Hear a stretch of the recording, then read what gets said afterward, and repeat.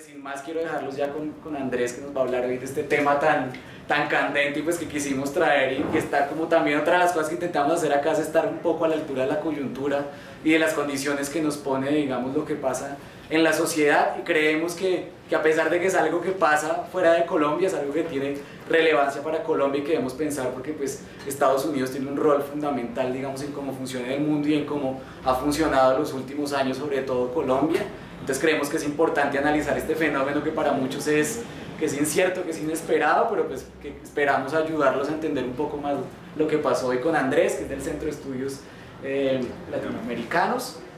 Hace parte, digamos, de una red con otros centros de estudio como Sede Trabajo en Colombia, o como Red de Justicia Tributaria, que ha estado acompañándonos con el tema de la reforma tributaria. Entonces, pues, no siendo más, los dejo con Andrés. Gracias, buenas noches. Mi nombre es Andrés Aristizábal, yo soy internacionalista y coordinador del Centro de Estudios Latinoamericanos, un centro de estudios independiente, que se encarga de mirar la dinámica de la coyuntura de los hechos en América Latina principalmente, pero que también aborda el panorama a nivel global.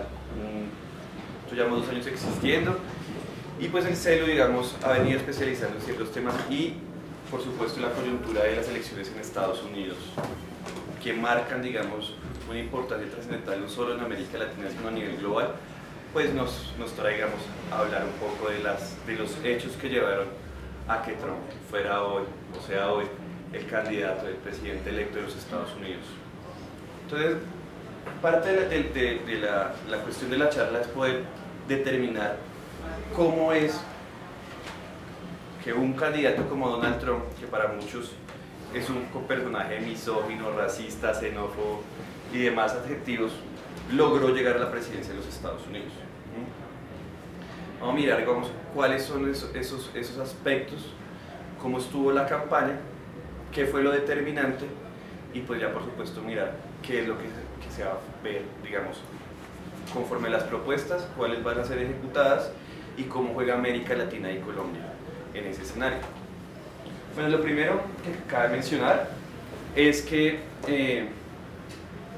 las elecciones de los Estados Unidos tienen un componente fundamental y es que se estructuran a través de los estados. No es una elección normal, de hecho Donald Trump pierde lo que se llama el voto popular, que es como elegimos nosotros acá al presidente, es decir, voto a voto. En Estados Unidos funciona desde que nació, se fundó los llamados colegios electorales. A cada estado se le asigna un número de delegados que posteriormente va y vota y elige al que es el presidente. Para dar un ejemplo, Florida tiene 29 delegados. El que gana de la votación general, del 1 a 1, esos 29 delegados tienen que ir a una convención que se realiza el 19 de diciembre a votar y generalmente votan por el candidato que la gente eligió. Es por eso que hay ciertos estados que tienen más pesos que otros, a pesar del tamaño y la población. El estado más importante es California, le sigue Nueva York y la Florida, en Texas, tiene 44. Entonces, esos son, digamos, la forma de elegir. Trump gana en eso. Trump gana en ese conteo final de los, digamos, delegados al colegio electoral. Pero es importante mencionar el contexto bajo el cual se hacen las elecciones. Y esto, digamos, yo lo remito a algo que era muy famoso en los 90, precisamente por parte del esposo de Hillary Clinton, Bill Clinton, en su campaña contra George Bush, en la cual se dijo, es la economía estúpida. Digamos, en medio de un debate de la campaña surge el eslogan que es la economía estúpida, para determinar que el factor económico era lo fundamental que iba a determinar la elección en ese momento de 1994. Entonces, ¿por qué digo que es la economía? Voy a partir, digamos, de un contexto para que ustedes entiendan cómo está la actualidad socioeconómica de los Estados Unidos. Los Estados Unidos, después de la Segunda Guerra Mundial, se convirtió en una gran potencia económica. ¿Pero por qué se convirtió en una gran potencia económica? Por 2 razones. La primera fue la reconstrucción de Europa. Todo lo que fue el Plan Marshall le permitió que se desarrollara una cierta cantidad de industria en los Estados Unidos, especialmente la industria del acero, pero también la industria automotriz, diferente tipo de industrias que le permitió a los Estados Unidos convertirse en la cabeza de la economía global. En 1970, para que ustedes tengan una idea, el PIB de los Estados Unidos representaba el 25% del PIB global. Entonces, esa capacidad económica que tenía Estados Unidos permitió, pues estuvo basada en la industria, en todo tipo de industria, incluida lo que se llama el complejo industrial militar. En ese momento también estamos en el contexto de Guerra Fría y los Estados Unidos desarrollan todo un contexto, digamos, de la capacidad industrial en materia militar. Y los gobiernos de ese entonces decidieron distribuir la capacidad industrial de Estados Unidos, tanto militar como en diferentes áreas y sectores, en los diferentes estados, especialmente en las costas y en una parte en el norte. Esa capacidad industrial de los Estados Unidos le permitió, por ejemplo, que creciera lo que se llamó la fuerza, que era la clase media norteamericana. Y ahí se comienza a configurar lo que se llama, o lo que hoy conocemos, o lo que se conoce como el gran sueño americano. El sueño americano se traduce en ¿qué cosa? Es que la clase media de los Estados Unidos era en sí una mayoría de la población. Estamos hablando que era cerca del 70% durante los años 60 a los 80, a finales de los 80. Y representaba en sí misma el 69% de los ingresos de Estados Unidos. Entonces tenía una participación supremamente fuerte. La clase alta, o sea, digamos la élite de los Estados Unidos, representaba solamente el 29% de los ingresos de Estados Unidos. En sí la economía se sustentaba sobre la clase media. Eran trabajadores que iban a las fábricas, que tenían un salario fijo, tenían, digamos, todas unas garantías estatales, y eso le permitió a esa clase media comenzar a consolidarse. Eso lamentablemente se ha perdido. Se ha perdido para la sociedad norteamericana estadounidense y se ha venido degradando poco a poco. La crisis de los años 70, principios de los 80, digamos la crisis del petróleo y la quitada y la salida, digamos, del patrón oro por parte del dólar, generó que Estados Unidos tomara ciertas acciones. Y en el gobierno de Ronald Reagan, digamos en los 80s, decide transformar la economía de los Estados Unidos, comienza a adoptar lo que, digamos, el modelo neoliberal económico en Estados Unidos. Es diferente, digamos, la afectación que tuvo en Estados Unidos de ese modelo a la que tuvo en Colombia. Pero ¿qué sucedió en ese momento? Comenzó a premiar toda la cuestión del libre comercio y la libre movilidad de capitales. Al comenzar a preponderar eso, lo que surgió es que las grandes empresas, o sea, las grandes multinacionales, pero las grandes industrias, comenzaron todo un proceso que se llama el proceso de deslocalización industrial. Comenzaron a trasladar toda, digamos, su producción, que estaba concentrada en las diferentes partes de Estados Unidos, la comenzaron a trasladar a Sudamérica, a México, a Asia, con el fin de ahorrarse los costos de mano de obra y los costos, digamos, de flexibilidad, inversión y cuestiones de impuestos. Eso comenzó a desconfigurar toda la industria de los Estados Unidos. Por ejemplo, mientras que el peso en el PIB de los Estados Unidos entre los 70 y los 80 de la industria en el PIB era alrededor de un 28%, hoy es cerca del 14% el peso de la industria sobre el PIB de los Estados Unidos. Esa consecuencia, pues sin duda, ha dejado a su lastre muchas empresas quebradas, pero también millones de desempleados.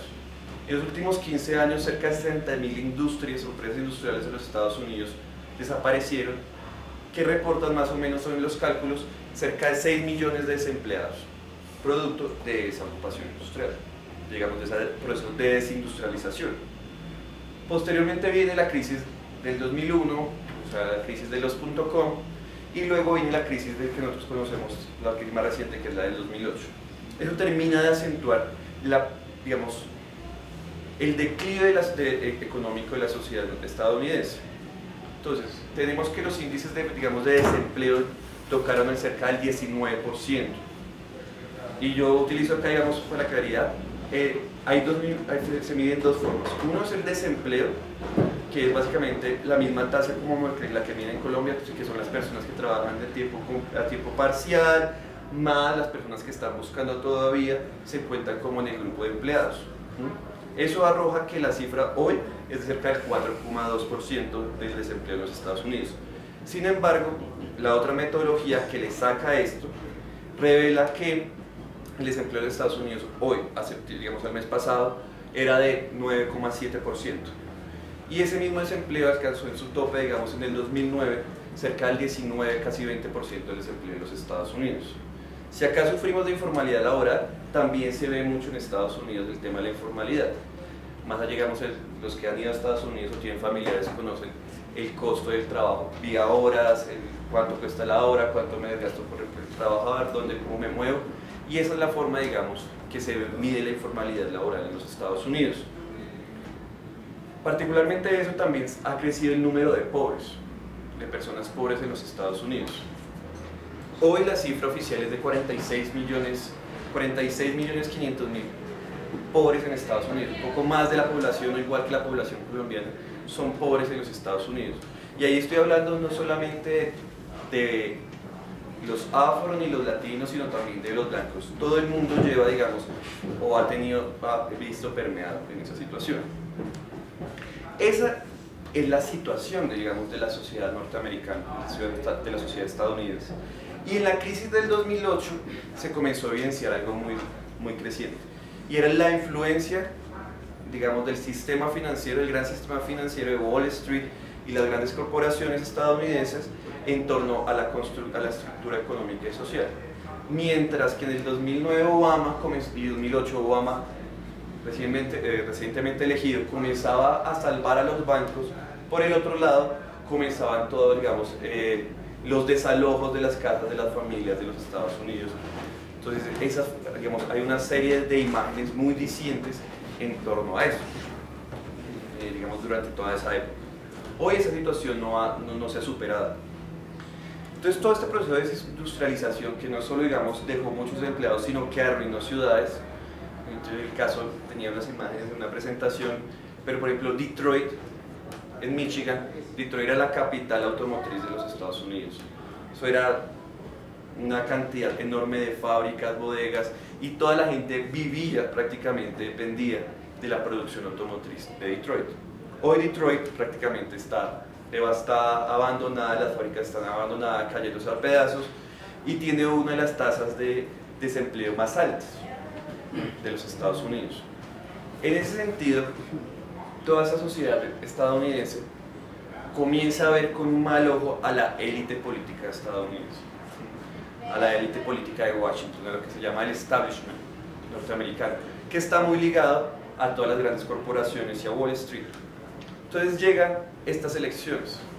Eso venía fecundándose, digamos, desde el 2008 con el movimiento de Ocupa Wall Street, pero, digamos, la personificación de Obama, dado que era carismático y que era una persona de color, no permitió que eso se trasladara, digamos, a tener una proyección electoral, una manifestación en las elecciones, sino esa figura asumió, digamos, todo un efecto cultural y todo un efecto, digamos, sentimental en las elecciones, tanto del 2008 como las del 2012. Pero ¿qué sucede después? Llegamos a estas elecciones y las primarias de los Estados Unidos comienzan a revelar la situación. Digo las primarias es donde se elige, digamos, al candidato que va a ir a competir de cada uno de los partidos, tanto del Partido Demócrata como del Partido Republicano. Y ambos, tanto en las primarias republicanas como en las primarias demócratas, se evidenció el suceso. Entonces teníamos por el lado demócrata a Hillary Clinton, ex secretaria de Estado, ex senadora, ex esposa, digamos, ex primera dama de Bill Clinton, y muy ligada al establishment norteamericano, con muchas relaciones con Wall Street. Era la cabeza visible, digamos, una de las que estaba, digamos, compartía la visibilización de la llamada Fundación Clinton, que tiene sus tentáculos en varios, digamos, negocios al interior y por fuera de los Estados Unidos. Y por otro lado teníamos a Bernie Sanders, que era un académico, senador por el estado de Vermont, y quien comienza con un autoproclamado socialista demócrata y que plantea la necesidad y plantea un punto fundamental, que es el tema de la desigualdad en Estados Unidos. Hoy en Estados Unidos, el 20% más rico de los Estados Unidos, o sea, el quintil más alto, absorbe el 90% de los ingresos de los Estados Unidos. Pero el 1% representa cerca del 40% de las ganancias, digamos, de los ingresos de los Estados Unidos. Y ese fue el discurso que manifestó, digamos, Bernie Sanders en su campaña.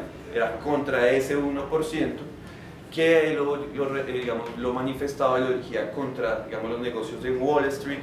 Digamos, toda esta configuración permitió que Bernie Sanders comenzara a subir. Bernie Sanders era desconocido, digamos, en la política norteamericana, más allá de Vermont, antes de la campaña electoral de principio de este año, de las primarias.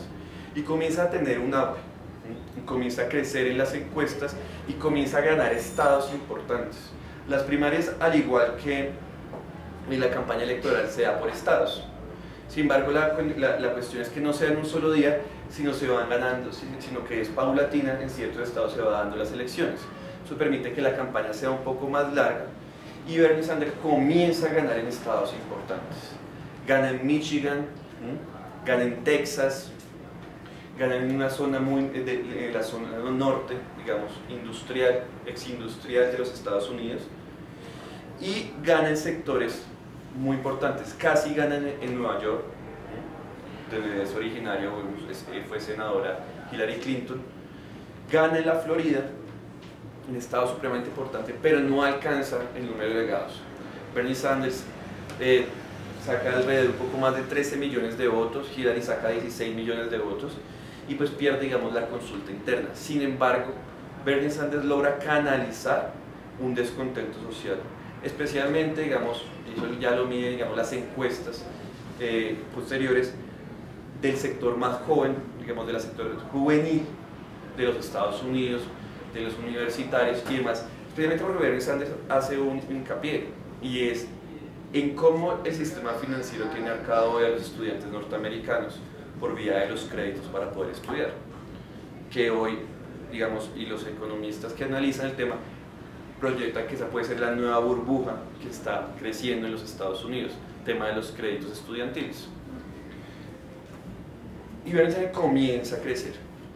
Un outsider, digamos, alguien que no era de la política, digamos, del establishment político, no era de la cuna de Washington, casi gana la nominación demócrata.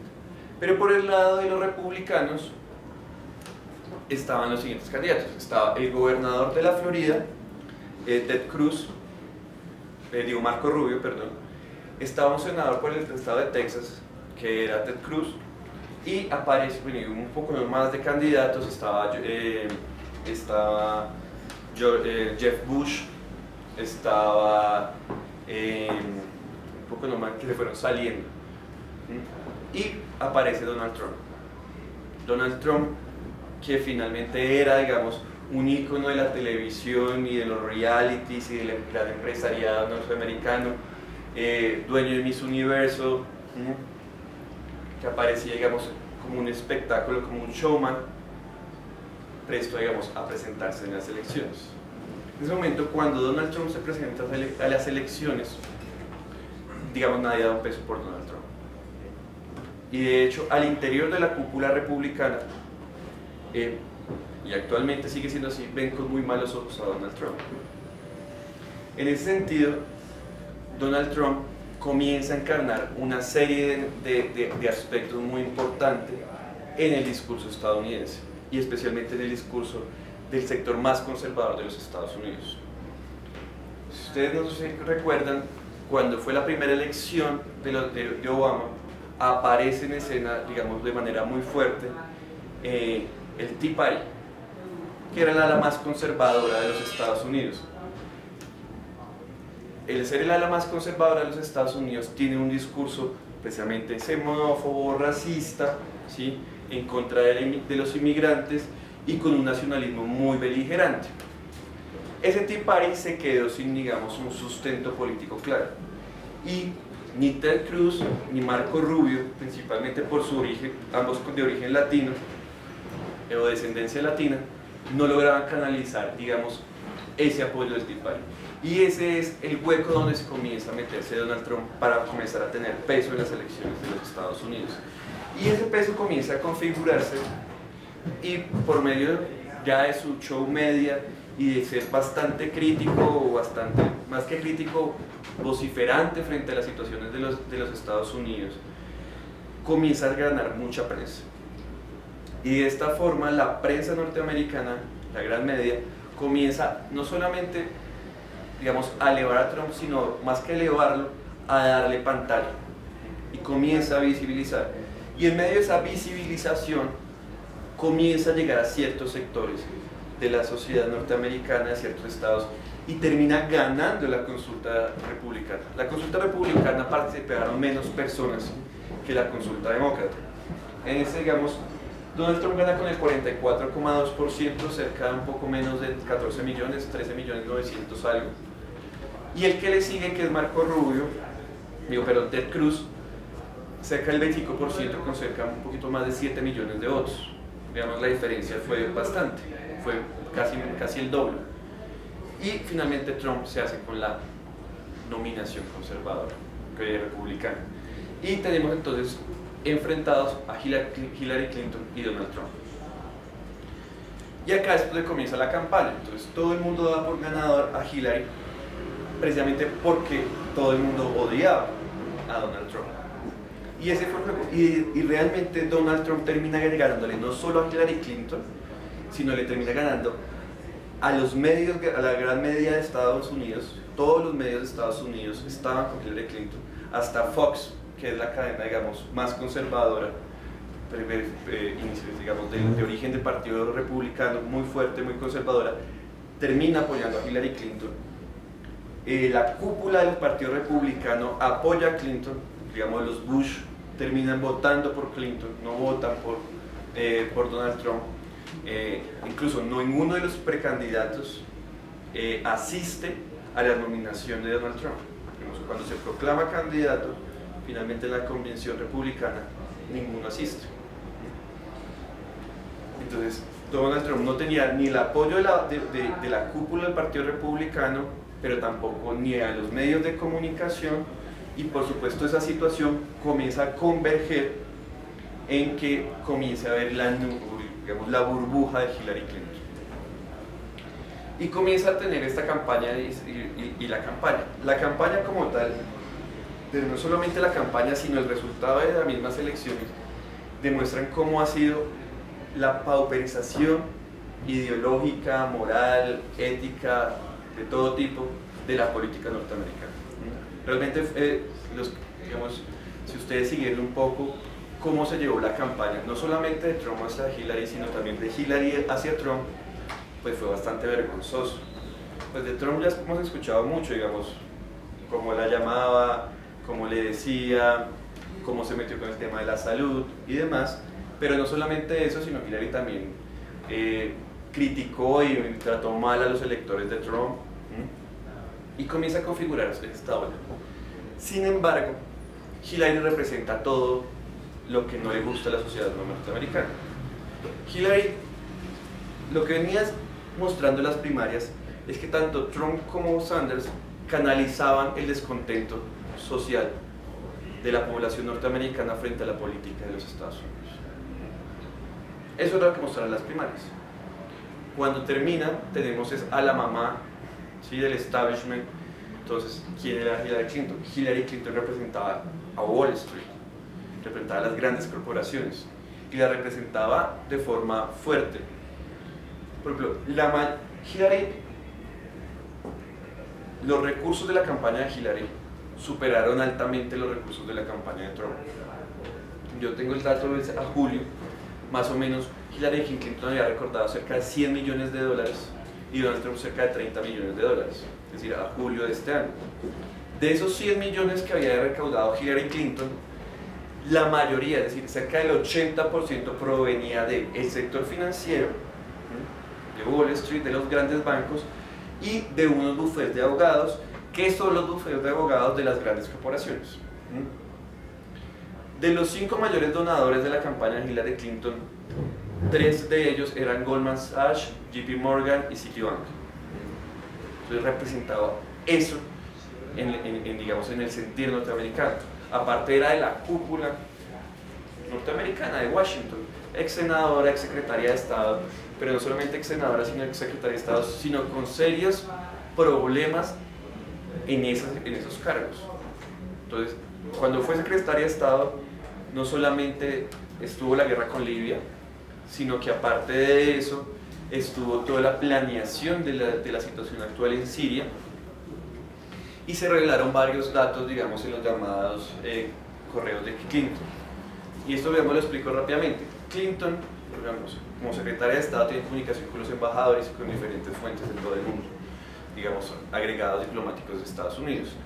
Los canales oficiales era un correo que Hillary Clinton tenía toda la protección del Departamento de Estado de los Estados Unidos. ¿Qué es lo que hacía Hillary? Hillary cogió su correo personal para mantener unas comunicaciones, aparte de la fiscalización, digamos, que se le hacía la Agencia Nacional de Seguridad a esos correos, para mantener diálogos con diplomáticos y con agentes por fuera de los Estados Unidos.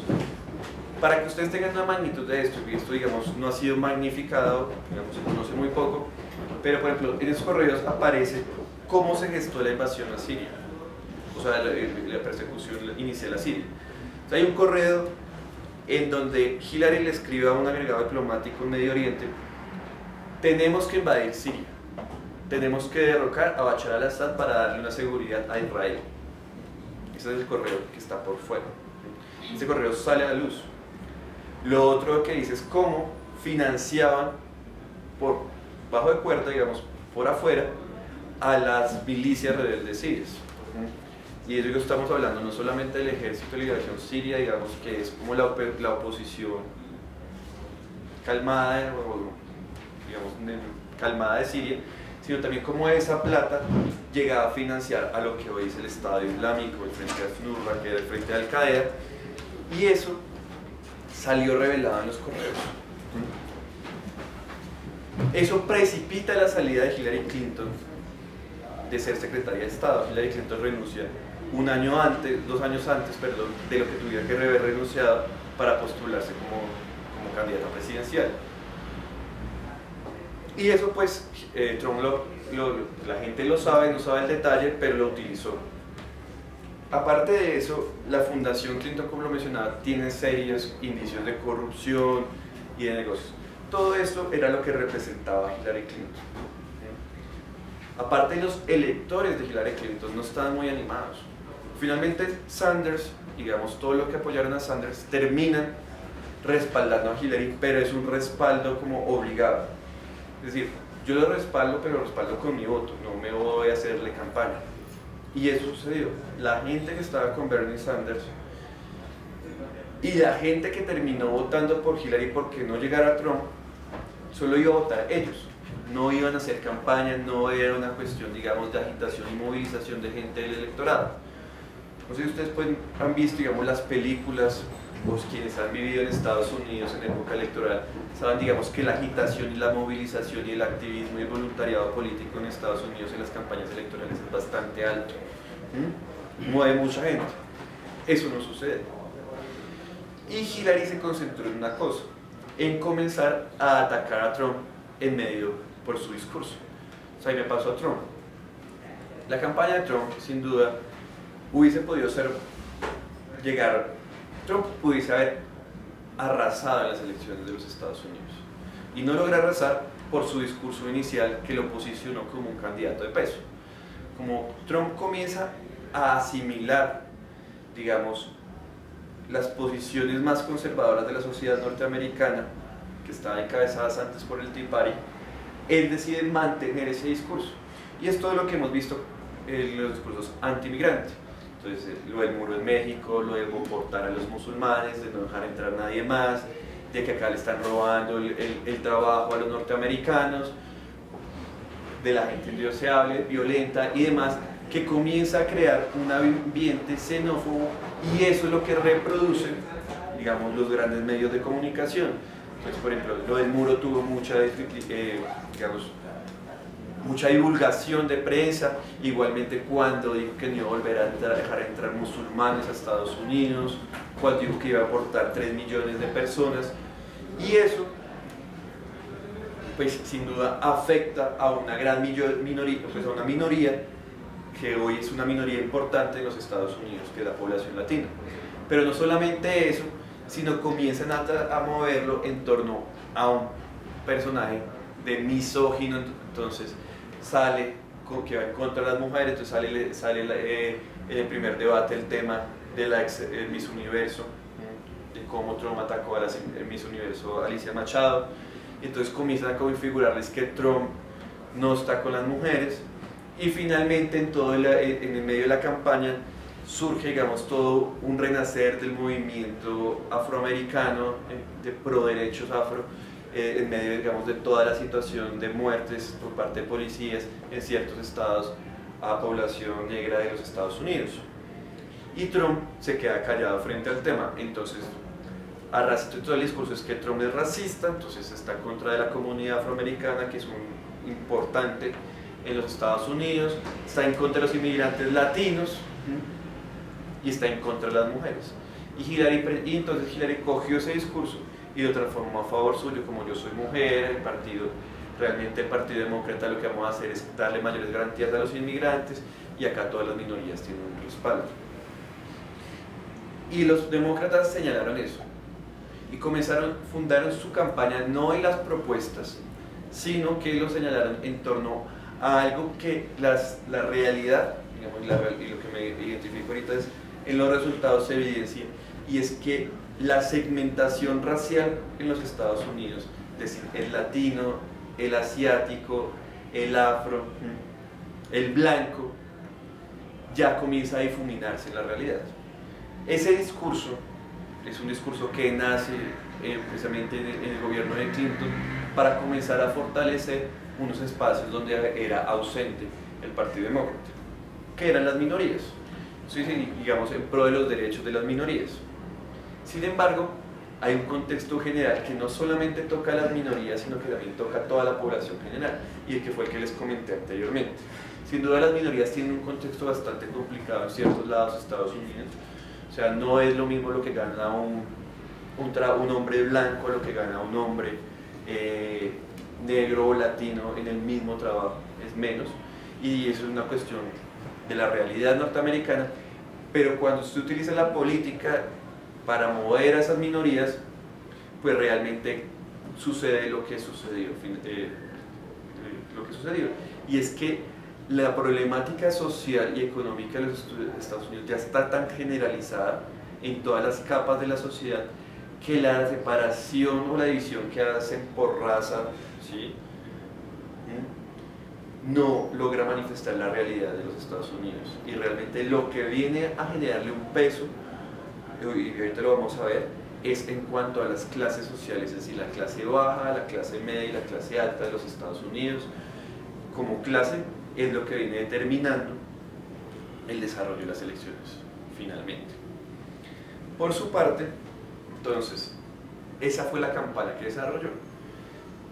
Y mientras que el mundo entero y los medios de comunicación nos mostraban que la campaña de Trump se enfocaba únicamente en el ataque racista, xenófobo y demás, Trump comenzaba a moverse por diferentes estados de los Estados Unidos con su lema de campaña que representa, ahí sí representa realmente cómo movió Trump la campaña, que es Make Great America Again, hacer de América grande otra vez. Sobre el discurso de criticando la desindustrialización de los Estados Unidos. Entonces, en Estados Unidos hay algo que se llama el cinturón, o se llamaba el cinturón industrial, que eran 12 estados que concentraban el 70% de la industria norteamericana. Esos están ligados a la costa este, digamos, está Nueva York, Nueva Jersey, Michigan, Missouri, Ohio, Indiana, Pensilvania, digamos, más o menos eso de los estados, Virginia Occidental.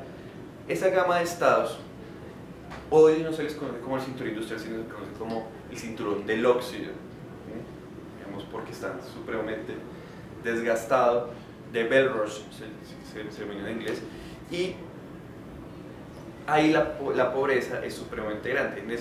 Digamos, en esos estados hay ciudades importantes como Filadelfia, Detroit, pero esa votación finalmente no canalizó hacia Hillary, sino canalizó hacia Trump, y vamos a explicar por qué.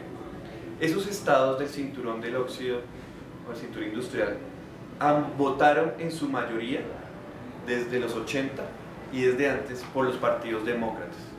Era consistente el Partido Demócrata, el Partido Demócrata, el Partido Demócrata. De hecho, 3 estados no votaban republicano desde Reagan, que era Ohio, Michigan y Pensilvania. Esos 3 estados tienen un peso importante en los delegados que les comento antes, y por primera vez esos estados se pasan al lado republicano, terminan votando por Trump. ¿Y por qué? Precisamente su discurso. Lo que marca Trump en materia económica es una crítica al proceso de deslocalización de los Estados Unidos. Es muy famoso, digamos, en los Estados Unidos, en Colombia no mucho, pero eso sí lo publicaron mucho la prensa norteamericana, un discurso que hace en la fábrica de General Motors. La fábrica de General Motors entra Trump para hablar con los empleados, con los trabajadores, y esa fábrica está en proceso de cerrarse para trasladarla a México.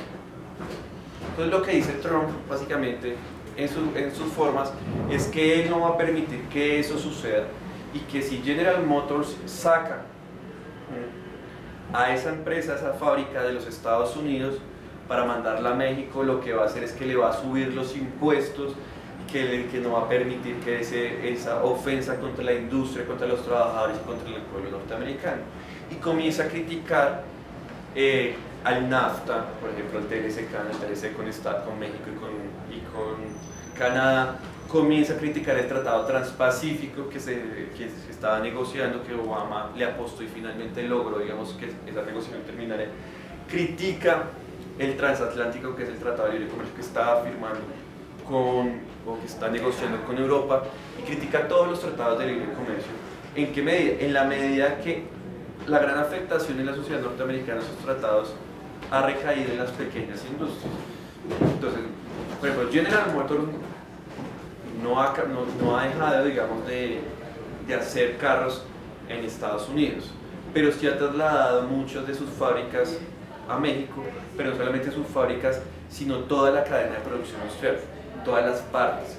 Entonces, unas partes vienen de Asia, otras partes vienen de Brasil, y ese proceso de deslocalización antes estaba al interior de los Estados Unidos, y esas empresas que se les compraba por partes en diferentes estados quebraron, y eso es lo que Trump comienza a concentrar en su discurso, y finalmente logra atraer mayor cantidad de electorado. Y eso es lo que termina finalmente haciendo que Trump gane. Porque no toda la población, no los 50 millones de personas que votaron por Trump son racistas, xenófobas, antinegro, no todas son blancas, no todas son hombres blancos. Entonces nos vendieron la idea, al igual que sucedió con el Brexit, que ganaron fue porque la población que votó era una población campesina, de no de las grandes ciudades, atrasada, con falta de estudios y demás. La realidad es diferente. Ya con los resultados y una vez, digamos, la sorpresa, que realmente no es sorpresa si usted tiene en cuenta este contexto que les describo y cómo se vino dando la campaña y quién era Hillary Clinton, pues uno puede decir realmente es que Trump ganó fue porque Hillary Clinton fue su competencia. En estados donde, por ejemplo, Bernie Sanders, Michigan, en las primarias, Bernie Sanders sacó más votos que Trump en ese estado, en las primarias. ¿Qué pasó? Esos votos que tenía Sanders no se le trasladaron a Hillary Clinton, sino Hillary Clinton tuvo un 10% más de la votación que tuvo en las primarias, y el resto de la votación se trasladó para Trump. Es decir, los mismos votantes de Bernie Sanders, demócrata y demás, terminaron votando por Trump. Entonces, pues obvio, en la confección que nosotros nos han creado de cómo funcionan las elecciones de Estados Unidos, por raza, por ingreso y demás, ¿sí? pues no cabe ese análisis. Y eso termina sorprendiendo. Es más, uno lo podía evidenciar el día de las elecciones. Yo no sé quién siguió los resultados electorales por televisión acá. ¿Alguien? ¿Sí? Si ustedes se dieron cuenta, pues la mayoría lo vimos por CNN. No sé. ¿Sí? CNN. Cuando comienza la transmisión, están los analistas y comienzan a darse los desarrollos y comienzan a salir los estados. Y todo lo que hicieron los analistas era decir, no va a perder, Hillary va a ganar, no sé qué. Incluso se demoraron 1 hora y media en declarar oficial cuando Trump gana Florida. Incluso cuando Fox News comienza a ver la tendencia y el New York Times comienza a hacer los sondeos de boca de urna y comienza a trasladarse de que Trump va ganando, tiene unos 70, comienza con 55, luego 70, luego 85% probabilidades de ganar. Estoy hablando hora de acá, 10 de la noche, 11 de la noche más o menos. Ellos insistían en que Hillary todavía iba a ganar, cuando ya todo demostraba que perdía Florida, que perdía Michigan, que perdió Ohio, hasta que por a las 2 de la mañana perdió Pensilvania, que fue el que la terminó, digamos, de calar. Pero todos estaban haciéndole de tanta fuerza que mostraban era que eso era como un exabrupto, digamos, lo que estaba sucediendo. Y termina ganando Trump. Ahora, ¿cómo ganó Trump? Trump gana en más estados primero. No tengo el dato exacto en cuanto al número de estados de los 51 estados, de los 50 estados más el distrito de Washington. Trump gana como en el 60% de los estados, 60-65% de los estados. Y Trump tiene otra característica, es que ya les dije, gana en ciertos estados claves, pero no solamente eso. Cuando uno va a ver la composición racial y de ingreso, pues se desmitifica lo que los analistas decían posteriormente a las elecciones. Primero, es que efectivamente los afro, los negros y los latinos votaron en su mayoría por Hillary. Sin embargo, el 30% de los negros y de los latinos en Estados Unidos votaron por Trump. El 30% de esas comunidades es grande. Cerca del 45%, casi la mitad de la comunidad asiática en Estados Unidos votó por Trump. El 40%, 45%, entre el 40 y el 45% de las mujeres votaron por Trump. Y por supuesto, pues la comunidad blanca, digamos, de los Estados Unidos, pues sí votó en su mayoría, pero tampoco fue una cosa supremamente arrasadora. Fue cerca del 61%, digamos, de los hombres blancos terminó votando por Hillary Clinton, votando por Donald Trump. Cuando uno va a ver el nivel de ingresos, efectivamente el nivel de ingresos muestra una cosa muy peculiar. Entre la franja de los que ganan menos de $30,000 gana Trump por una franja muy corta, como de 3 puntos, 4 puntos. Cuando nos vamos a los que ganan entre 30 y 50,000, gana Hillary. Entre los de 50,000 hasta $100,000 al año, vuelve a ganar Hillary Clinton. Y ya de los que ganan más, el quintil más alto, vuelve a ganar Trump con una cantidad cerca de 5 puntos porcentuales. Es decir, no solamente no fue la gente pobre, sino también fue la gente rica y las capas medias, cierto espacio de la capa media, quien llevó a Trump. O sea, esa distancia tan corta en la clase media y esos puntos porcentuales de la clase baja y la clase alta es lo que le permite a Trump ganar. Pero en el nivel de estudios sucede una parte muy parecida a la de los ingresos.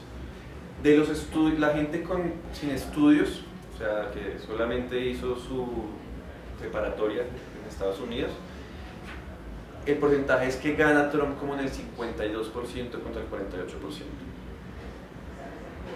Los que tienen un nivel técnico en los Estados Unidos, digamos no universitario sino técnico, que es una mayoría importante, Trump gana como con 5 puntos porcentuales de diferencia.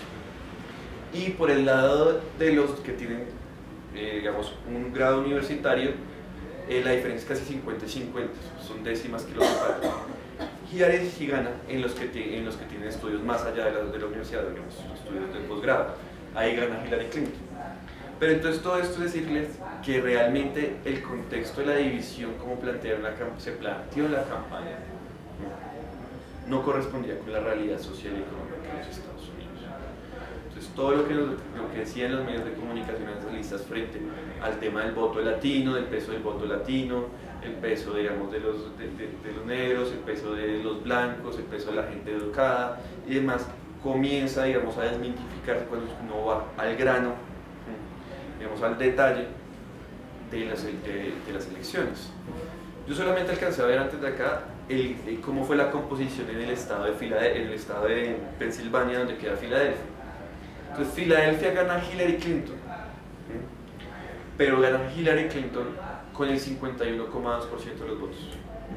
Bueno, Filadelfia es una ciudad que todavía tiene industria, que tiene cuestiones de astilleros, que tiene buenas universidades, que tiene un nivel de vida un poco más alto que, digamos, la composición geográfica de los demás, gana, pero por muy bajo margen.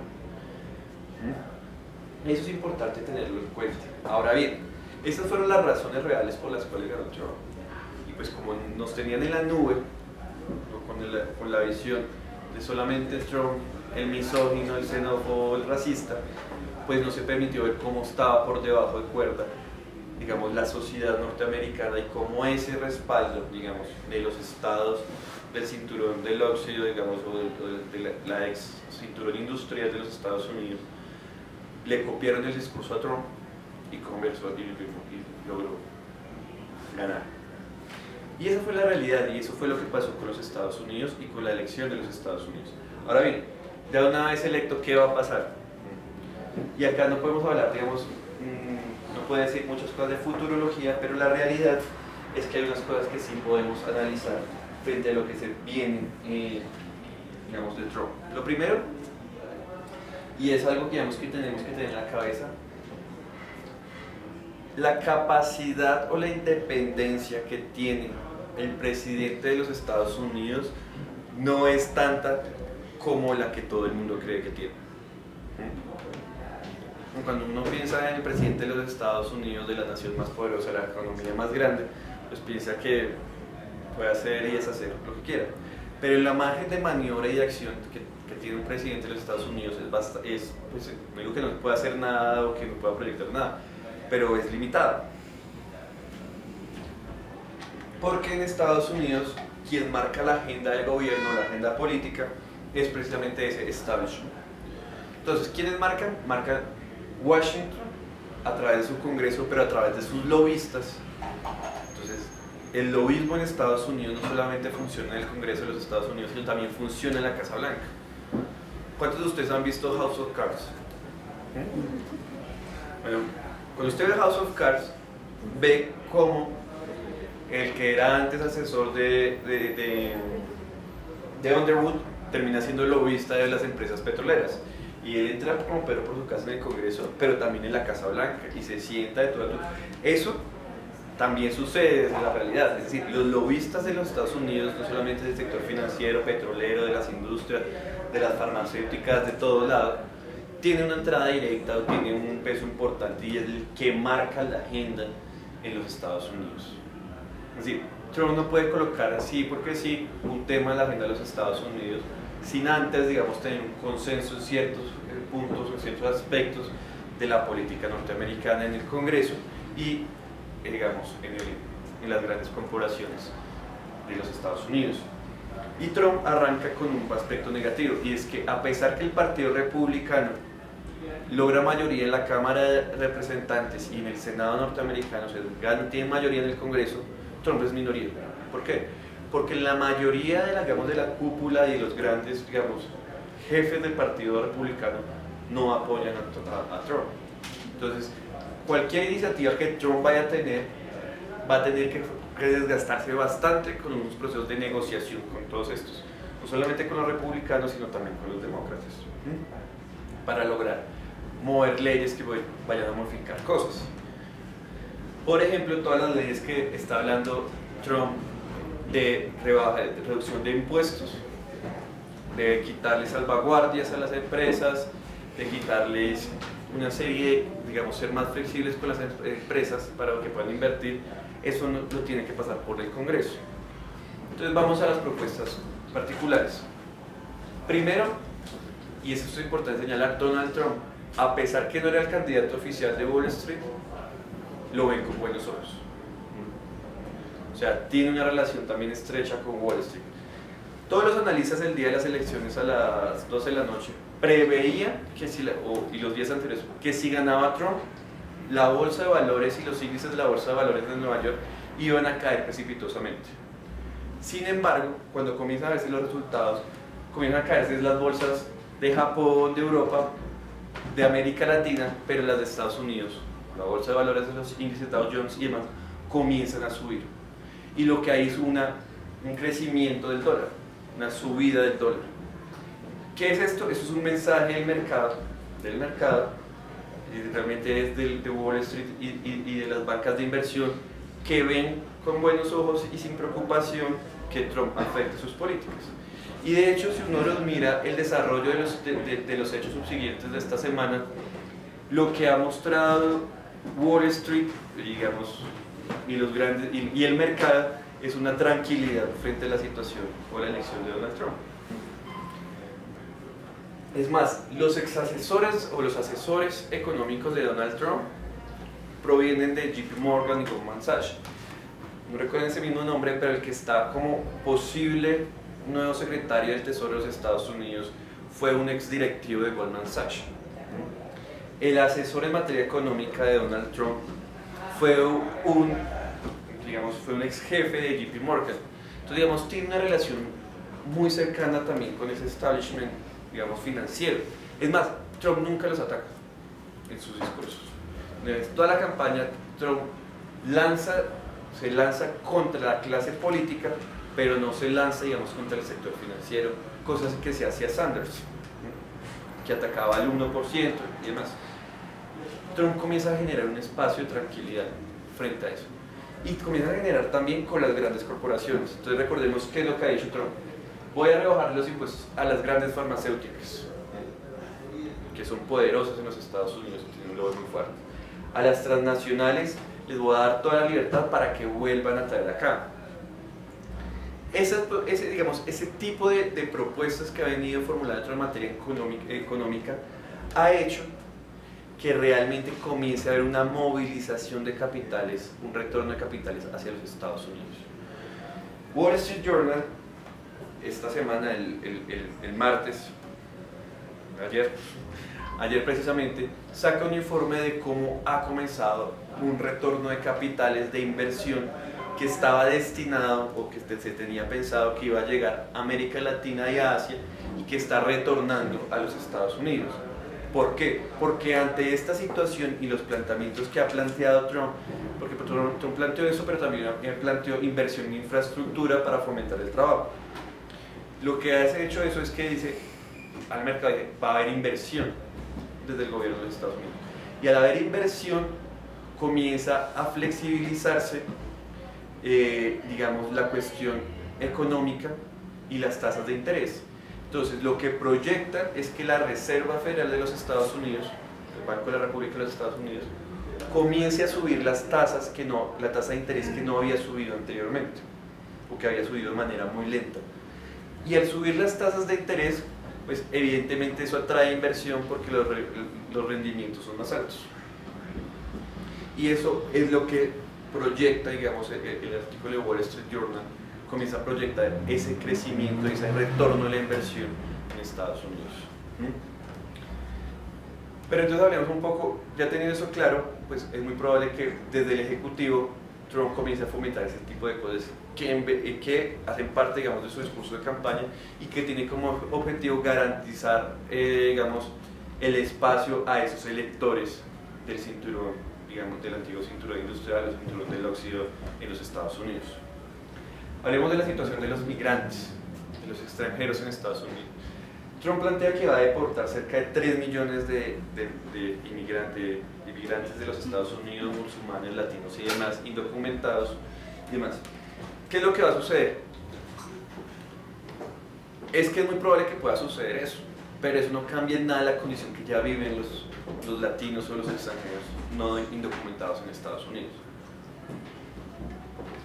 Barack Obama es, o ha sido ya, el presidente que más deportados ha tenido en la historia de los Estados Unidos, que más personas ha deportado en la historia de los Estados Unidos.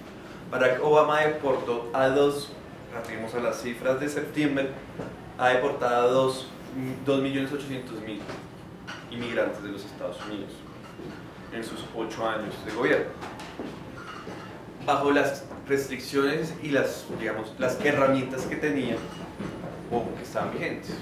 Es muy probable que Trump no haga modificaciones, ¿sí?, que no modifique aspectos de la ley en cuanto a migración, pero que sí utilice los elementos que hay y comience a deportar gente.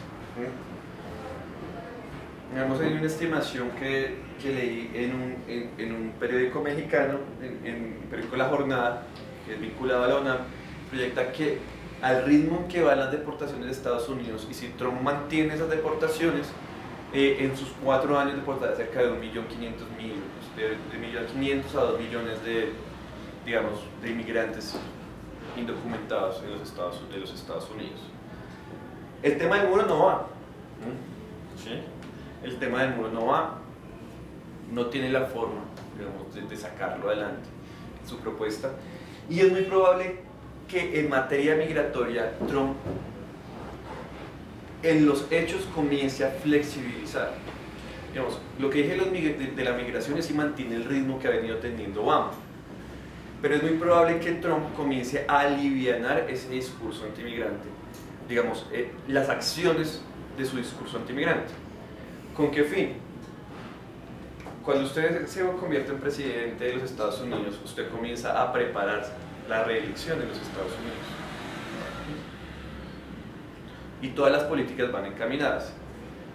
En la campaña de Trump, uno de los jefes de campaña de Trump, en una entrevista que se le hizo en el Washington Post, posterior el jueves, el 10 de noviembre, plantea que hubiese podido ser avasallador, digamos, las elecciones o la victoria de Trump si Trump hubiera moderado su discurso anti-xenófobo y si hubiera tenido más implicaciones con el tema de la población afroamericana. Lo que deja entender es que es muy probable que Trump comience a bajarle en acciones, por lo menos en los primeros durante los 4 años, en acciones, en políticas públicas contra los migrantes, pero manteniendo su discurso. Una cosa es lo que se dice y otra es lo que se hace. Y la cosa que tenemos que mirar es qué es lo que se hace, más no lo que se dice. Porque Trump no puede perder la esencia del showman belicoso, porque es lo que lo caracterizó y que tiene un público, y lo va a mantener. Pero en materia de migración, eso está por veremos todo lo que hay. Y si lo deporta, digamos, no va a superar a Obama. Como Obama se llama el jefe, el deportador en jefe, digamos, en Estados Unidos. Frente a todos los tratados comerciales, realmente es muy poco probable que le dejen a Trump renegociar o denunciar los tratados de libre comercio que tiene, ya firmados. Entonces lo que va a tratar de hacer Trump es un proceso de renegociación de los tratados, para lo cual tiene que lograr primero el consenso de las multinacionales más beneficiadas, o de las grandes corporaciones que se benefician de ese tratado de libre comercio, no solamente con Colombia, Chile y demás, sino especialmente con el NAFTA. Tiene que haber un proceso de renegociación, y para eso tiene que tener entonces ajustado a todo su Congreso para que pueda movilizarse. Es decir, tiene que ser un proceso de negociación. No se va a denunciar unilateralmente ni nada de eso. Y lo que sí va a haber es que no va a firmar más tratados. Es decir, se cae el Transpacífico, es decir, no va a haber un impulso por parte del gobierno de Trump a que el Congreso de los Estados Unidos apruebe el TPP, y por supuesto las negociaciones del transatlántico se van a caer. Sin embargo, Trump va a buscar otros medios para adelantar y arrancar su guerra comercial con China. Entonces, eso es lo que va a hacer. Entonces también, digamos, en América Latina las perspectivas que tenía Macri y Temer de firmar un tratado de libre comercio con los Estados Unidos se caen. Pues porque Trump, digamos, no le apunta a ese tipo de tratados comerciales, que considera que tiene unas deficiencias en cuanto al proceso industrial. Ahora sí, la política exterior norteamericana. En Estados Unidos, y especialmente al interior del Pentágono, hay un debate. Y el debate es quién es el enemigo principal, o Rusia o China. Y ese debate ha venido estando desde el 2008. En el 2009, el Departamento de Defensa de los Estados Unidos saca un documento que plantea cuáles son las estrategias geopolíticas de los Estados Unidos en la próxima década, y coloca de prioridad a China como su primer objetivo, como un enemigo al que hay que cuidarse. Y comienza toda una cuestión que comienza el traslado de las tropas y de los buques militares gringos a China, al mar meridional de China, a Filipinas y demás. Sin embargo, al interior del Pentágono comienza a surgir, digamos, que el enemigo principal no es China, sino es Rusia. Y ese bloque al interior, que está muy ligado al tema, digamos, a todo el Partido Demócrata, pero muy ligado a los jefes de la OTAN, a los ex generales ligados a la OTAN, que tuvieron una participación muy importante de la OTAN y del Comando Central de los Estados Unidos, que se opera en Europa, comienzan a influir y comienzan a convertir que el objetivo principal es Rusia.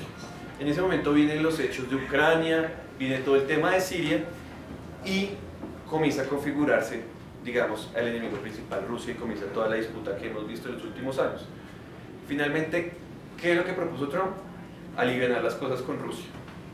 Y efectivamente eso es lo que parece que va a venir. Trump ya habló con Putin, y la primera entrevista que hace Putin sobre los resultados de los Estados Unidos, él dice que ve con buenos ojos la posibilidad de aliarse con Rusia. Sin embargo, la alianza con Rusia para derrotar a ISIS tiene un componente fundamental, y es poder aliarse con Rusia para quitarle un apoyo fundamental a China, donde él ve que es donde Trump y un sector del Pentágono también, incluidos sectores del FBI, por eso es que el FBI termine sacándolo de los correos electrónicos una semana antes de las elecciones de los Estados Unidos, vuelve a sacarlo el tema de la investigación de los correos electrónicos de Hillary Clinton. Hay un sector muy ligado del Buró Federal de Investigaciones, ligado al sector del Pentágono, que tiene esa posición que manejaba Trump. Y hoy lo que plantea Trump es una guerra comercial con China. Y la guerra comercial arranca primero con lograr traer fábricas y comenzar a sacarle un cerco militar a China. En el último informe, en un informe que hace el Departamento de Estado en el 2015, a final de 2015, plantea que Estados Unidos no está en la capacidad de enfrentar varios frentes a la vez. O sea, no puede enfrentar a Rusia, digamos, en el frente, digamos, europeo, ponerle la cara y de gaste político, ni a China. Y eso es la punta. Y finalmente, para América Latina. En América Latina no va a haber mayores cambios de la política. Para Trump, hasta América Latina realmente es su patio trasero y no le presta mayor atención. Sin embargo, Trump va a ser muy continuista de la política exterior. O sea, la política exterior de los Estados Unidos es una política de Estado que busca consolidar la influencia de Estados Unidos como un hegemón a nivel mundial. Entonces, a nivel internacional, con las grandes contradicciones que tiene, lo que va a hacer es focalizarse, sus esfuerzos es en China, y ganarse aliado a sectores a países como Rusia y fortalecer relaciones con Europa. Y en materia de América Latina va a continuar con la táctica que venía haciendo desde el 2008, que es la retoma de influencia en los países de América Latina, bajo la forma que se adopte o cualesquiera que requiera. ¿Por qué digo esto? Porque es la misma posición que han venido esgrimiendo los demócratas, o hicieron los demócratas durante el gobierno de Obama. Si hay necesidad de utilizar golpes de Estado, pues hacemos golpes de Estado como lo hicimos en Honduras. Si hay que hacer golpes parlamentarios o golpes blandos, pues lo hacemos como lo hicimos en Paraguay y como se hizo en Brasil. Si hay que fomentar y financiar a la oposición para que logre potencializar y ganar las elecciones, pues lo hacemos como lo hicimos en Argentina y como lo estamos haciendo en Venezuela, o como los pretenden hacer en Ecuador y Bolivia. Tienen toda la herramienta y Trump está dispuesto a hacerlo. Él va a mantener esa misma línea. Aparte porque la necesidad de los Estados Unidos hoy en América Latina es, primero, ganar influencia o retomar su influencia perdida, pero lo segundo es apaciguar a la región. O sea, que no haya grandes conflictos ni grandes contradicciones al interior de la región. Entonces, sobre el tema de esto, va a mantenerlo así. Frente al tema de Cuba, eso es una cosa de los grandes debates. Va a mantener un discurso muy en contra de Castro, pero va a permitir toda la entrada de los negocios a Cuba. O sea, no va a devolver la cuerda de lo que ya avanzó Obama, que ya permite la entrada de negocios y de inversión extranjera de Estados Unidos a Cuba. Recuerden que hace 2 años Trump comenzó a explorar la posibilidad de construir un hotel del Trump en La Habana. Entonces él no va a perder, y eso en los negocios también. Trump es un hombre de negocios y está mirando cómo beneficia ese tema. Pero tiene que mantener su discurso contra los Castro, porque la población cubana en los Estados Unidos le votó, y es algo que no puede perder. Frente al tema de Colombia, y esto ya digamos, es muy probable, y Trump no ha hablado mucho de Colombia, pero es muy probable que Trump termine, digamos, una vez elegido y conforme avance el proceso de paz, respaldando el proceso de paz, y tendrá, sí, y lo que puede estar en duda es cuánto va a ser la cantidad del programa del proyecto Paz Colombia, digamos, que es la continuación del Plan Colombia para el posconflicto, que es a lo que le está haciendo esfuerzos, digamos, Santos en este momento. Por eso hoy, en medio de su visita médica, se reúne con senadores demócratas y republicanos con el fin de garantizar la posibilidad, digamos, de garantizar ese dinerito para el posconflicto. Esa es la realidad, o sea, eso es lo que hay. Entonces, ¿cuál es la conclusión? Primero, es que las elecciones de Estados Unidos demostraron, primero, la degradación y la cada vez menor difícil situación económica y social que vive el pueblo norteamericano. Esa difícil situación y degradación socioeconómica del pueblo norteamericano generó unos elementos que se manifestaron en un rechazo al establecimiento de Estados Unidos, que logró, a pesar de sí mismo, que Trump fuera el ganador. Y una vez siendo el ganador, la política no va a cambiar mucho. Y no va a cambiar la realidad de los Estados Unidos. Trump no va a cambiar ni las condiciones como se desarrolla hoy las relaciones económicas al interior de los Estados Unidos. No va a atacar uno de los problemas más grandes sociales que tiene Estados Unidos, que es el problema de la desigualdad social, producto de los grandes beneficios y la gran cantidad que absorbe el sector financiero de los Estados Unidos.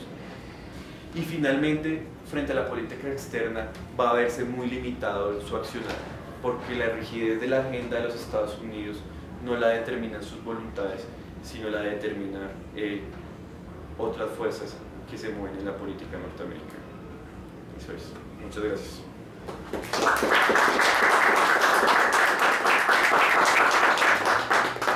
Yo no sé si hay alguna pregunta que tengan. Sí. Digamos, frente a lo que ha dicho con respecto a la OTAN, Trump, de que digamos no se va a de que si alguno plantea el tratado de que si un país es agredido, pues Estados Unidos tiene que reaccionar a ese tipo de cosas, y él ha dicho que no reaccionaría, ¿no? Que no tiene que ver en ciertos asuntos, que no entiende por qué Estados Unidos tiene que pelear unas guerras que no le deberían interesar. ¿Cuál es el real margen de acción que tiene Trump, sabiendo que en realidad es limitado en todos los aspectos? ¿Qué tan cierto es eso de lo que mencioné? Pues realmente lo que Trump está haciendo no es algo diferente a lo que ya hizo Obama, y lo comento. La política de los Estados Unidos frente a la OTAN ha venido haciéndole una serie de exigencias a la OTAN que no han podido cumplirse por medio de la crisis en Europa, y es que vaya aumentando los recursos destinados a defensa de los países miembros de la OTAN. Entonces, en el 2013, en 2014, posterior a la situación de Ucrania y lo de Ucrania, se vencía una fecha que habían estipulado en el 2010 para que los países miembros de la OTAN destinaran al menos el 2% del Producto Interno Bruto en defensa. ¿Por qué? ¿Qué es lo que sucedía? Estados Unidos estaba apalancando esos desfases en materia de seguridad que le correspondían a todos los países, los estaba soportando Estados Unidos. Estados Unidos vive una situación económica bastante dura. Entonces, ¿qué hizo en ese momento Estados Unidos? Comenzar a chantajear en torno a que no iba a estar siempre dispuesto a apoyar las misiones de la OTAN. Eso hizo que Alemania y Francia comenzaran a invertir más, a pesar de estar en desacuerdo con el bloqueo económico a Rusia. En la última conferencia cumbre de la OTAN, que fue hace como 2-3 meses, Estados Unidos vuelve a repetir la necesidad de aumentar el tema de destinación militar en temas de defensa de los países miembros de la OTAN. Entonces, ¿qué es lo que hace esto? Estados Unidos lo que está haciendo es una especie, continuando esa presión, y Trump lo conoce, presionar para que sobre Estados Unidos no recaiga todos los costos de la defensa colectiva de la OTAN. Por ejemplo, Estados Unidos financió el 20% de la operación en Sudán, que encabezó Francia, a nombre de la OTAN. Entonces, Estados Unidos, en su situación económica, no tiene, porque es una situación económica complicada, de deuda y demás, no tiene cómo apalancar o quiere quitar esos gastos para concentrarse, ahí sí, en su objetivo principal, que es China. Es, digamos, como ese es el rifirrafe que hay, es como, y lo continúa Trump, es como chantajea a los restos de países de la Unión Europea para que asuman un papel más protagónico y le descargue a él enfrentar, digamos, las situaciones y las contradicciones que existen en los países, digamos, de Europa. Eso es básicamente. No sé si alguien tiene otra pregunta sobre elecciones, sobre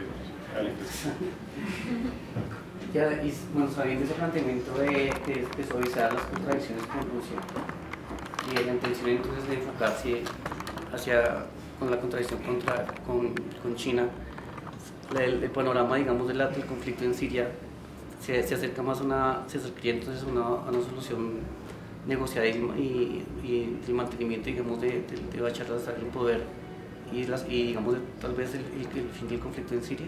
Sí, es muy probable que suceda eso. Es muy probable, o sea, todo tiende a que los acuerdos firmados y que fueron irrespetados por los Estados Unidos con Rusia se mantengan, ¿sí? O sea, se mantengan vigentes y se apliquen. ¿Qué es la cuestión? La cuestión ya, Trump va a hacer todo su esfuerzo, digamos, en suavizar las cosas con Putin, en bajarle el tono, digamos, ese tipo de cosas. Sin embargo, esa es la misma posición que últimamente ha venido esgrimiendo John Kerry. ¿Sí? Es la misma posición. Lo que pasa es que al interior del Pentágono y las fuerzas militares estadounidenses hay una contradicción, y es la que he comentado. ¿Quién es el enemigo principal? ¿O Rusia? ¿O cuál es el enemigo principal? China. Entre los que hacen los analistas, por ejemplo, Martin Dempsey, que fue un ex general, digamos, del Comando Sur de los Estados Unidos, es de la posición de que el enemigo principal es Rusia. ¿Y por qué Rusia? Porque Rusia hoy es el único país en el mundo que tiene la posibilidad de enfrentarse por vía de su armamento y su fuerza militar a los Estados Unidos. Eso en relación internacional lo llamamos una lectura realista de las relaciones internacionales. Por otro lado, otro sector plantea que la proyección geopolítica, la gran amenaza es China, en la medida que su fortaleza económica, pero también de población y desarrollo, y la influencia en el mercado asiático a través de la vía económica y de la nueva ruta de la seda, va a poder fortalecerlo y llevarlo mucho más fuerte, llevarlo mucho más adelante en su proyecto económico, reduciendo la participación de los Estados Unidos primero económica, pero que va a tener un traslado en influencia política que va a mermar, digamos, el carácter que plantea, que tiene fijo misión Estados Unidos de ser el policía del mundo, ser una potencia hegemónica hoy en el mundo, que pueda controlar las partes del mundo. Esa es la división que hay. Entonces, hoy está primando la de Rusia, ¿sí? Hoy en el interior del Pentágono, pero con los cambios que pueden generarse, digamos, en todos estos aspectos y desde la suavidad que pueda plantear la relación con Putin, Trump, puede irse desarrollando ya. Si se hace eso, ¿qué es lo que hace? Estados Unidos renunciaría a tumbar a Bashar al-Assad. Y al renunciar a tumbar a Bashar al-Assad, lo que hace es que generaría una coalición que buscaría sacar a ISIS tanto de Siria como de Irak. Eso es. Aparte porque a pesar, y ahí tiene una contradicción, pues hay que ver cómo se desarrolla eso, porque la relación de Trump con la comunidad judía es muy fuerte también en los Estados Unidos, y la comunidad judía en los Estados Unidos representa los intereses de Israel, que es el que mayor ha pregonado que Bashar al-Assad se caiga. Entonces, digamos, tiene su desarrollo ahí. Me sorprende lo que dice de la comunidad judía, porque lo que yo he visto, al menos de los que yo conocí, era todo lo contrario. Pero entonces, ¿cómo se concluye que Trump tiene apoyo de la comunidad judía? Tiene influencia. No tiene, o sea, realmente la mayoría de la comunidad judía, ¿sí? Bueno, la comunidad judía en los Estados Unidos tiene un lobby muy grande y va a quien le toque vivir. La comunidad judía inicialmente, en estas elecciones, apoyó en su mayoría, digamos, en una porción importante de sus líderes, apoyó a Hillary Clinton, porque Hillary mantenía esa posición de bajar a Bashar al-Assad, ¿sí me entienden? Sin embargo, la comunidad blanca y en ciertos estados, especialmente de donde proviene Trump, digamos, de la influencia de Trump y tiene muchos negocios con la comunidad judía en los Estados Unidos, e influye y tiene un lobby muy fuerte. Es muy probable que utilice ese lobby y esa influencia y que se dirija a captar a Trump para mirar cómo neutraliza esa posición. O sea, tiene una influencia grande sobre Trump porque es muy fuerte y es uno de los lobbies más grandes que tiene Estados Unidos, es el lobby de la comunidad Y judía. Netanyahu saludó también la elección de Trump. Claro. Entonces eso se va moviendo. Cuando usted sabe quién es el jefe ahora, usted busca cómo lo aliviana, cómo lo acaricia un poco, porque no va a entrar en contradicción. Incluso el mismo Obama salió, digamos, en la reunión fue ayer, hoy las declaraciones era respaldando y dándole como un espaldarazo a Trump. Con lo que cuentas, ¿es posible que haya segunda reelección de Trump? Pues no, eso ya falta mirarlo, o sea, eso no está definido, es muy probable que... Hay muchos dicen que Trump no va a terminar. Hoy escuché el tema de que analistas señalan que puede haber un impeachment. Todo depende de si Trump se elecciona, ¿sí me entiendes? Si Trump en su presidencia, en su ejercicio como presidente, se elecciona, es decir, no se sale de los márgenes establecidos por el mismo establishment norteamericano, Trump sigue. Y conforme a lo que haga sus políticas internas y la margen de maniobra que tenga, puede ganar una influencia. Si le baja el discurso xenófobo, puede que gane algunos, digamos, en ese sector poblacional. Y si comienza a focalizarse en la clase media y comienzan a ver realmente avances en materia económica, especialmente en el tema industrial, puede eso llevar a que Trump sea reelegido. Pero eso no lo sabemos. Lo que podemos decir hoy es que mientras que Trump se mantenga liderado entre los límites que le coloque el establishment norteamericano, Trump va a terminar, al menos tranquilo, ¿sí?, sus primeros 4 años. No sabemos qué pase más allá. Es posible hasta que ni siquiera inicie. Bueno, también se habla de eso. Yo en lo personal creo que el 20 de enero vamos a ver la posesión de Trump como presidente. ¿Qué es lo que hay dos cosas que pueden pasar para que Trump no sea presidente? Lo primero es que los delegados por los estados se vendan y se volteen y no voten por el candidato que les tocó. Entonces, por ejemplo, que los 29 de Florida no terminen votando por Trump, que es lo que deberían hacer, sino que se volteen y terminen votando por Clinton. ¿Sí? Eso cambiaría la cuestión de los delegados, porque los delegados tienen esa independencia. Lo que pasa es que nunca en las elecciones de los Estados Unidos se han volteado. Y lo segundo es que lo maten. Esas son las dos únicas cosas que es la realidad. Esas son las únicas dos cosas, lo que se mueve. Esas son las únicas dos cosas que limitarían que Trump no se posesionara el 20 de enero. Es que hay una norma ahí que no puede ser presidente una persona que sea condenada. Porque la cantidad de líos jurídicos que el hombre tiene va a imposibilitar que ¿No? Cualquiera de los gobiernos de Estados Unidos. Yo le puedo hablar de presidentes que han estado investigados de los Estados Unidos. Hillary tiene más papeles que quién sabe qué. Nixon se eligió y se reeligió con procesos judiciales. Reagan, George Bush, todos tenían investigaciones. Una cosa de investigaciones, pero esas investigaciones las manejan internamente. No, en materia, digamos, jurídica y legal, eso, en el caso de los Estados Unidos, no hay forma, digamos, que bloqueen la elección de Trump, porque Trump no está enjuiciado, ¿sí? Ni condenado. Incluso si hubiese estado en la cárcel antes, pero ya hubiera cumplido su pena, puede ser candidato, puede haber sido elegido. ¿No hay más? Bueno, muchísimas gracias. Y pues, Andrés, muchas gracias. Bueno, a todos ustedes también muchas gracias por asistir.